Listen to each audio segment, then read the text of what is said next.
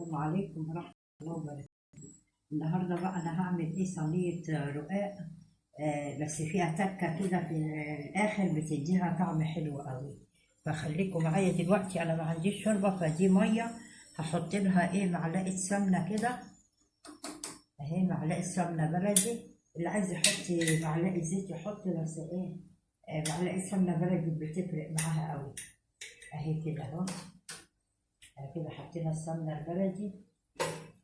بعدين بقى عشان انا مفيش شوربه هحط بقى مرق الدجاج.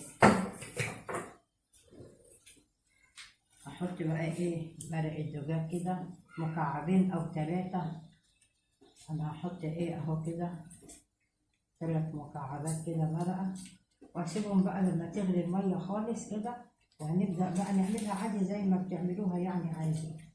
واللحمه برضو بتتعصب، اللحمه المفرومه بتتعصب عادي يعني بالبصل وكده والتوابل.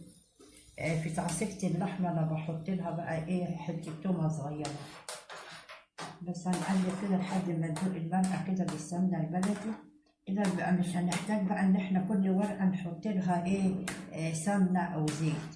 فكده هنستف على طول، لأن هنا دي اللي فيها المكعب وفيها السمنة.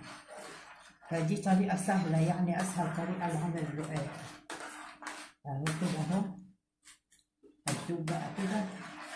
والصينية بقى دي اللي هنعمل فيها الرقاق تكون مدهونة كلها بالزيت عشان ما تلزقش يعني فيها. هندوب كده لحد المكعب ده ما يدوب كده خالص. هنبدأ بقى نجيب واحدة واحدة كده بقى اهو اهي، نعملها كده اهو.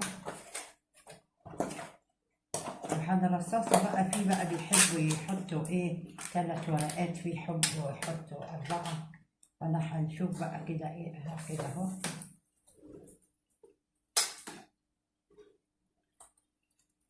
اهي هرصص كده بقى اهي.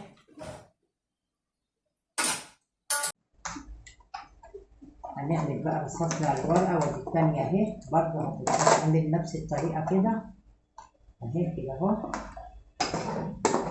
تتقص برضه كده كلها بالسمنة كده عادي زي ما بتعملوها يعني كده اهو. بس هرصصها بقى وارجع لكم تاني.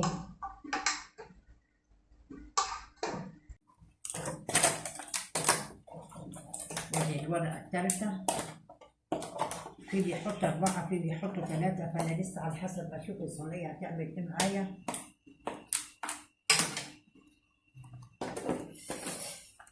اهي كده خلاص. كده هنحط الورقة التالتة.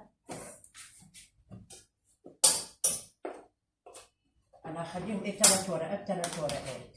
فكده هحط بقى اللحمة. طلع البطاطين دي كده خلاص. هحط بقى كده اللحمة، وبعدين هحط لها 3 ورقات كمان. هخليهم 3 ورقات كده. اللحمة المفرومة هي متعصرة عادي، بس بالبصل، بس أنا حاطة لها حتة تومة صغيرة أهي. هرصص بقى كده اللحمة كده عادي، وحط لها معلقة اللي هي الهريسة بس طبعا مش أي حد بيحب الهريسة لأنها بتبقى حامية، فاللي مش عايز الهريسة ما يحطهاش. أنا بحطها عشان إحنا بنحب الحاجات الحامية يعني. بس كده هنرصص بقى ال3 ورقات التانيين عليها، وهرجع لكم بعد ما ارصص ال3 ورقات التانيين. كده انا حطيت 3 ورقات تحت و3 ورقات فوق. هبدأ بقى اقطعها كده. في بيحط 4، يعني كل واحد على حسب راحته. انا لقيت 3 و3 حلوين.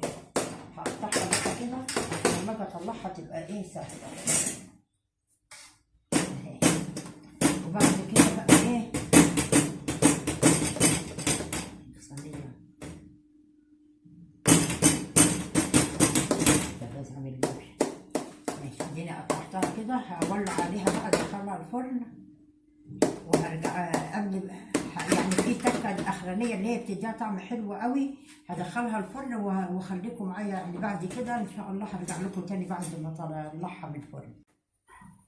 رجعت لكم تاني. الصينيه اول ما هتبدا كده تحمر نقوم مطلعينها من الفرن ونقوم دلقين عليها بقى كوبايه لبن كده ساقعه دافيه بقى مش مهم يعني. اهي ندلق كده كوبايه اللبن كده ونحولها تشرب اللبن شويه كده، وبعدين هندخلها بقى الفرن تتحمر، وهي دي اهم خطوه، دي هتفرق قوي، هتوديها بقى بطعم تاني. انا كنت لو بعملها عاديه من غير الخطوه دي، لكن لقيت الخطوه دي طريقه مرات ابني لقيتها تحفه تحفه تحفه، بتوديها في خطوه تانيه خالص، بتخلي الصينيه دي مش زي اي صينيه عاديه كده. هدخلها بقى الفرن تتحمر وتبقى خلصت على كده. وتاني خلصت الطريقه دي، جربت الطريقه دي هتعملوها الطريقه دي احلى قوي، احلى من العاديه. لبنكم طعم تاني كتير. واشكركم اشكركم يعني على المتابعه، وربنا يخليكم ويديكم الصحه والعافيه ويبارك فيكم يا رب. والسلام عليكم ورحمه الله وبركاته.